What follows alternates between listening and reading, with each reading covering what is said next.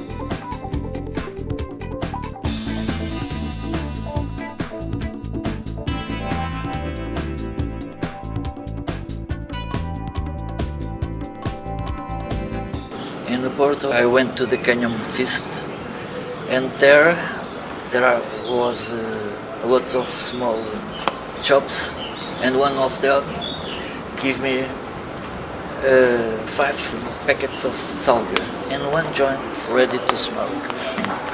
And after a few minutes, I smoked the whole joint because normally I do that. After I smoked that joint, I got a much stone, and I couldn't walk after that joint. They tell me, they told that was a very special salvia. They sold that in Svacho, but they give me, because there was a feast, and they give small samples. I feel with a big stone, but half of the price. I bought a substitute of ecstasy, synthetic one, and I take me and my girlfriend. But because I smoked that joint, I was for the car with a big stone. I want to go there, and I go there 3 times. I repeat 3 times to the wrong place. After that, I arrive at my room, and I take the ecstasy before. We expect some excitement, but no. I was asleep. I went to sleep. I wake up 4 hours after, and 4 o'clock of the morning or something, and I feel a big speed after 4 hours. And my girlfriend next day, when I wake up, was bad all the day. She can't stay up for meeting, and was this. I think is a very bad because we don't know never what we take for. It's very amazing.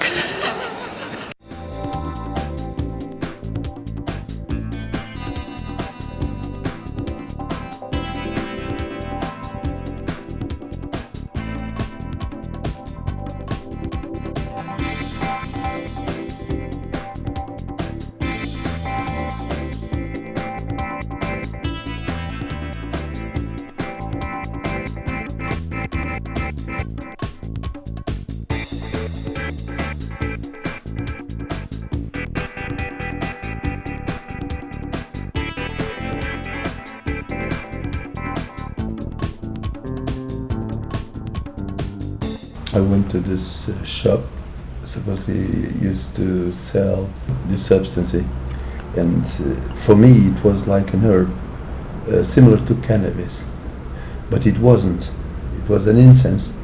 I asked the man what was the punch of this product, and he told me that one kind was soft and the other kind was stronger. I bought the weakest one, and I took it home. I made a joint like I used to do to make when I was a teenager. I used the same amount of this substance according to the times that I used to make a joint of hashish or marijuana. but I was not expecting to receive such strong punch that I could, even with my 30 years of experience hard drugs, I went to the toilet and I threw up, and I became very sick within the next 3 hours. I couldn't breathe.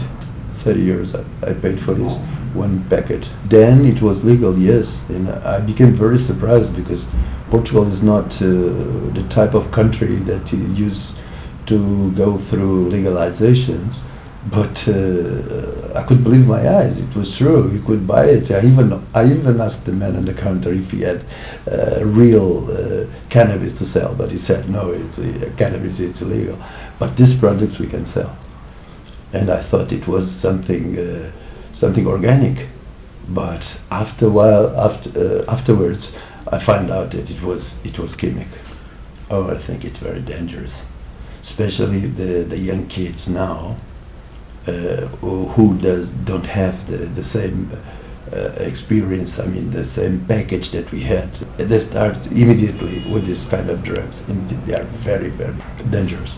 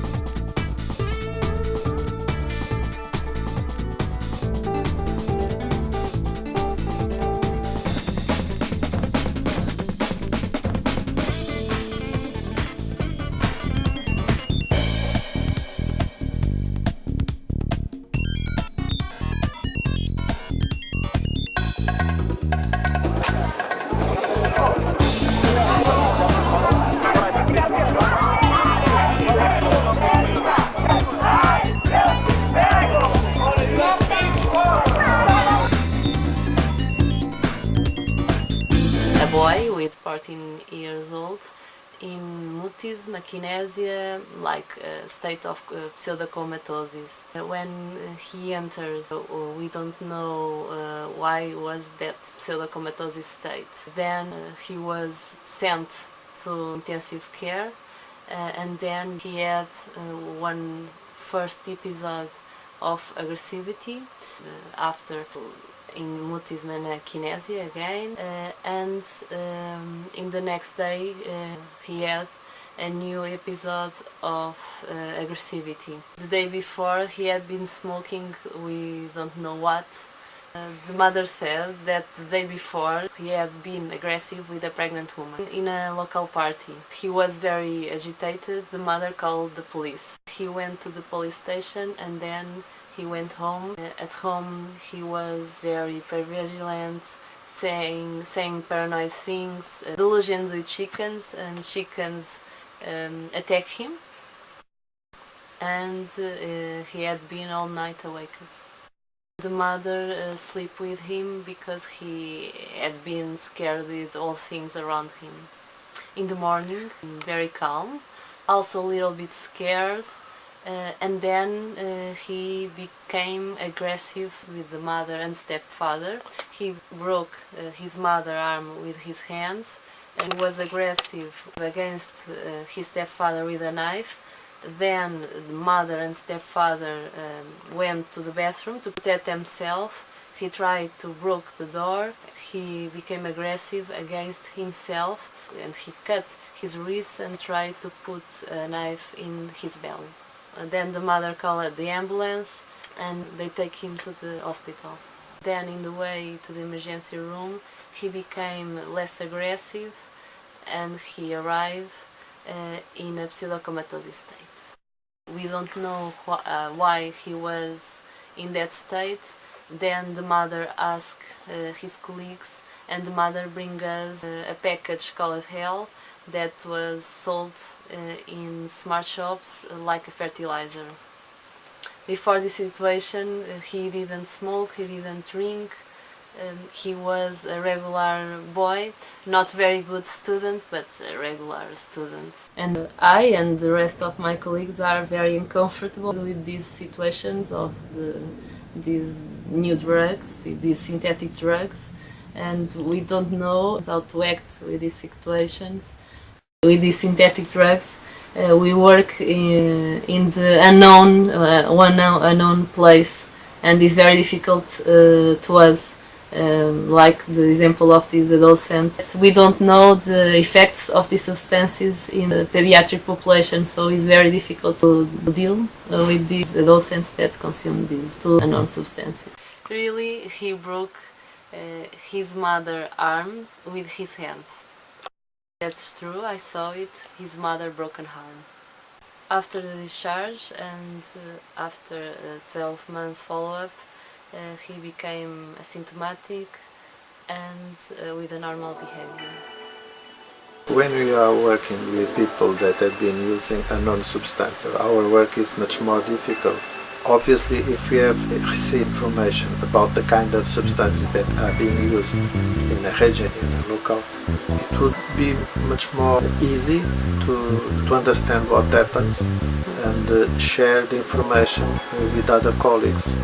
So we must be informed about what are people using. Otherwise, we don't do the best, and we need to do the best practice for our patients. To help people, we must share the knowledge. We must improve our knowledge.